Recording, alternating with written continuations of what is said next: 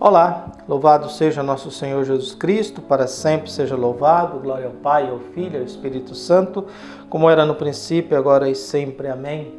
Queridos irmãos e irmãs, paroquianos da nossa paróquia, Nossa Senhora da Abadia, Diocese de Cristalândia, graça e paz, que Deus abençoe a todos nós nesse dia 14 de dezembro de 2024, neste sábado, dia de São João da Cruz, presbítero e doutor da Igreja, e o Evangelho de Mateus, capítulo 17, de 10 a 13, nos diz: O Senhor esteja convosco, Ele está no meio de nós. Proclamação do Evangelho de Jesus Cristo segundo Mateus.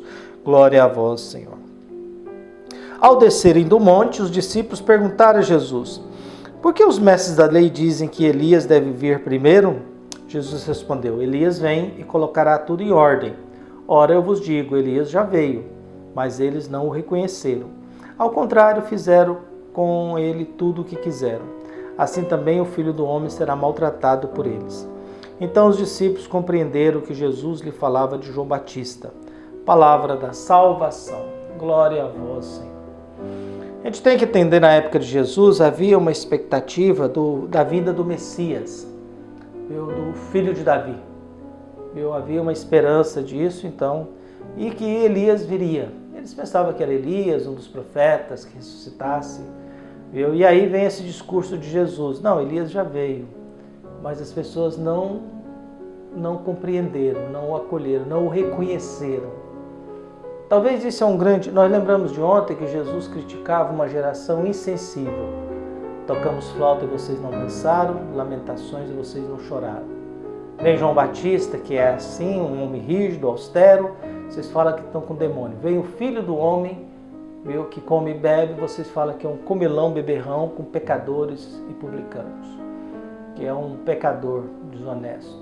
Então Jesus é acusado de ser um comilão, beberrão, ao mesmo tempo de andar com más companhias. João Batista é condenado por seu demônio, e agora eles perguntam, e Elias não vem? Elias já veio, mas não o reconheceram. E daí ainda afirma, ora, Elias já veio, mas eles não o reconheceram. Ao contrário, fizeram com ele tudo o que quiseram.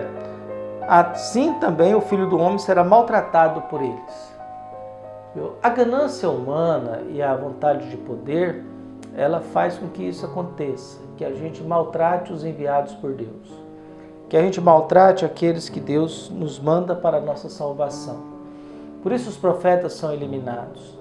Jesus nasce e morre, estamos chegando perto do Natal, Jesus nasce e morre como um ser terrivelmente maltratado. Ele nasce numa gruta e tem um coxo como berço.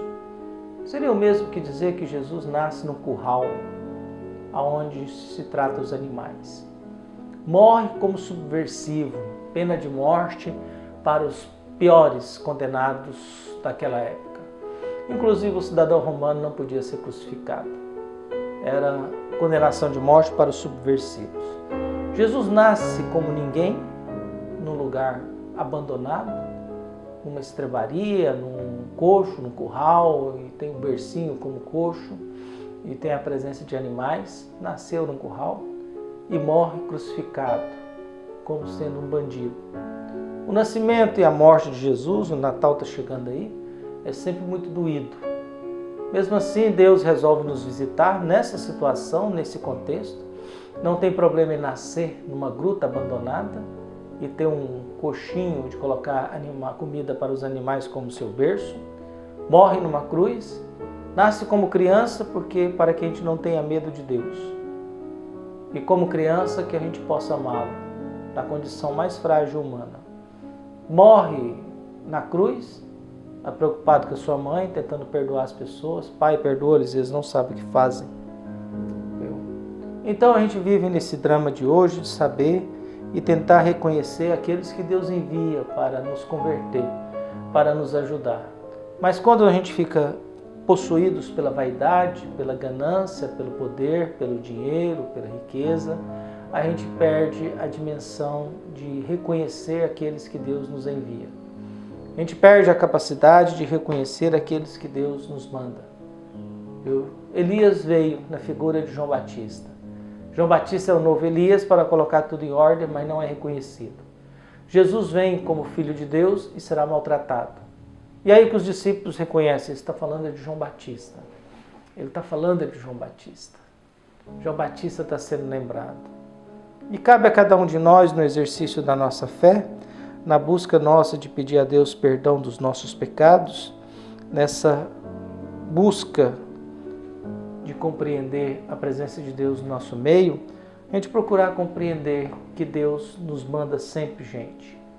Voltamos à dimensão que cada vez mais fica mais complicado a gente cuidar de uma paróquia, porque agora os coaches e os influencers religiosos mandam nos paroquianos, muitos deles conservadores, tradicionalistas, fundamentalistas, de mentalidade evangélica, em que a gente se torna vítima de gente que fica escutando, se alimentando de outras fontes que não é o Evangelho de Jesus Cristo.